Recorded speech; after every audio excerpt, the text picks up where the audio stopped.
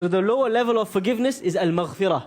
Allah forgives your sins, but the earth still knows you did it. The angels still know you did it. On the Day of Judgment, it's still in your book, but also in your book, Allah forgave it, so you're not going to see any punishment. But al-Afuw is the greatest extent. Allah subhanahu wa ta'ala erases the sin. The angels forget that you did it.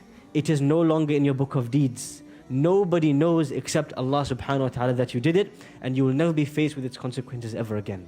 That is why when Aisha radiallahu anha asks the Prophet sallallahu alayhi wasallam, if Laylatul Qadr, the night of decree, is to come, what should I ask Allah?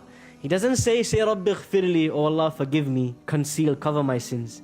He says, Allahumma innaka afuwwun, oh Allah you clean the sins. Tuhibbul afwa, you love to erase the sins. Fa'fu anni, format my hard drive, remove it of all the traces of sins so nobody knows. No effect is left, and I am like a newborn baby yet again. This is Afuw.